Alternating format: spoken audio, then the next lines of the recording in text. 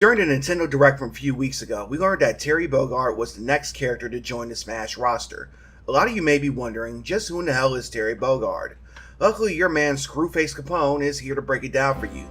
Not only are you going to learn about just who Terry is, but I'll also tell you a little bit about the series he's from. So sit back and enjoy this first installment of Gaming Archaeology.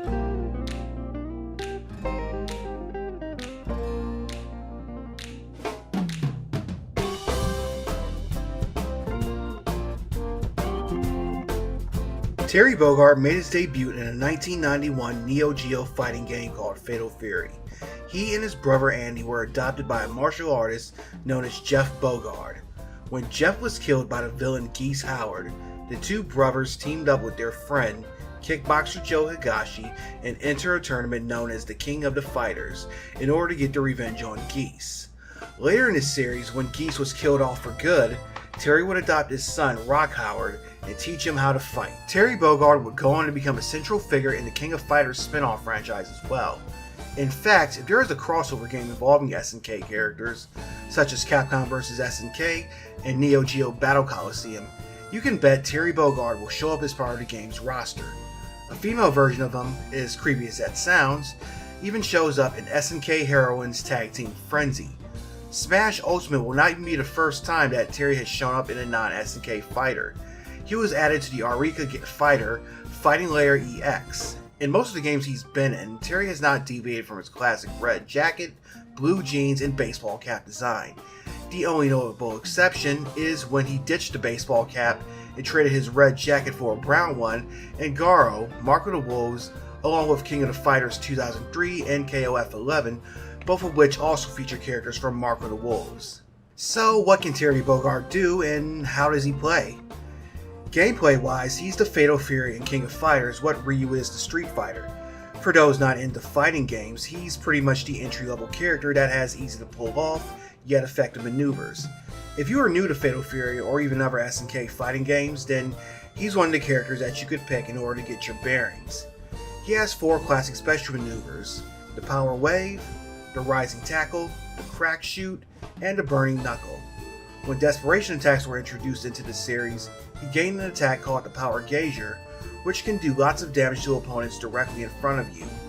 Usually in the fighting games that he's in, he'll have this attack as some kind of super move. Terry's attacks are useful for getting opponents away from you and unleashing havoc on enemies that are in your face. Terry would also show up on screen in both animated and live action features. He's a main character in 3 anime movies based on Fatal Fury: Legend of the Hungry Wolf, The New Battle, and Fatal Fury the Motion Picture. He has also shown up in King of Fighters Another Day, which was an animated series based on the Maximum Impact spin-off games, along with King of Fighters Destiny, a computer graphics animated series which was created to tie into a Chinese Android RPG based on the series. Finally, David Leitch portrays a character in a live-action King of Fighters film. While I haven't seen it, it's straight to DVD, and according to reviews, it's about as good as you can expect from movies based on video games, which is not very good at all.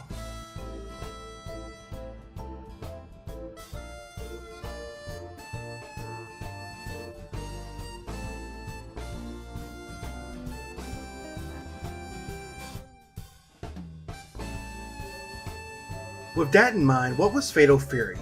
Fatal Fury was developed by Takashi Nishiyama. Nishiyama previously worked at Capcom, where he developed the original Street Fighter. Before development began on the game's sequel, Nishiyama would leave Capcom and join SNK, who had recently launched the Neo Geo arcade platform. He imagined Fatal Fury as being the spiritual successor to Street Fighter, almost as if it was his version of Street Fighter 2. Fatal Fury's gameplay would of course be vastly improved over Street Fighter. The main difference was that while Street Fighter 2 focused on combos, Fatal Fury's focused on special attacks, their timing, and when they're performed. Over time, Fatal Fury would adopt a combo-heavy approach similar to Street Fighter as well. Still, its gameplay remained diverse enough to set it apart from other fighters of its day. One unique feature that Fatal Fury had was that fighting took place on 2 planes of attack, whereas most other fighters had only 1 plane. Players could jump between the 2 at any time, and they could perform attacks that could knock their opponent to the opposite plane. This added an additional layer of strategy to the games, and it's a wonder why more games didn't adopt this system including games made by SNK. Fatal Fury also had a greater focus on storyline, which was something of a first in fighting games.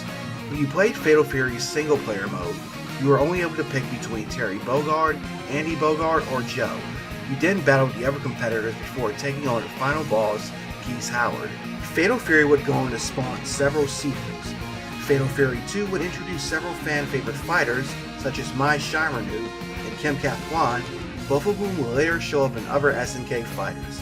Among the more popular of these sequels was Fatal Fury Special, an upgraded version of Fatal Fury 2 that brought back characters from the original game, and the aforementioned Mark of the Wolves, a game that takes place in the future and features a new generation of fighters. Fatal Fury crossed over with another SNK fighter, Art of Fighting. Players who had made their way to the end of Fatal Fury Special without losing a round could fight against Art of Fighting protagonist Ryo Sakazaki. Likewise, players who made it to the end of Art of Fighting 2 without losing a round could face a younger version of Fatal Fury boss, Geese Howard. Eventually, King of Fighters, a crossover title in which fighters were divided into teams of 3, would be released.